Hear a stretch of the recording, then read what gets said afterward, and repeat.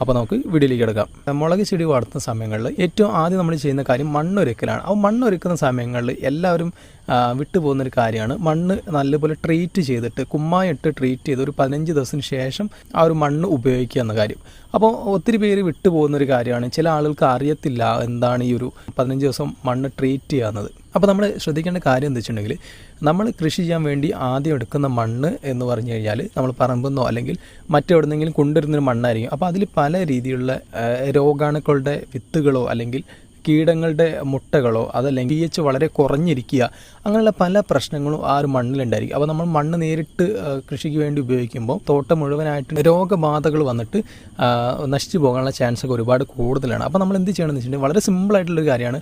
ഒരു ഗ്രോ ബാഗിന് അരച്ചിരട്ട എന്ന തോതിൽ നമ്മൾ എത്രത്തോളം മണ്ണ് എടുത്തിട്ടുണ്ടോ അത്രയും മണ്ണിൽ കുമ്മായം ചേർത്ത് നന്നായിട്ട് ഇളക്കി മിക്സ് ചെയ്ത് ഒരു 15 ദിവസം കൂന കൂട്ടിയിടുക. ഇങ്ങനെ നമ്മൾ കൂന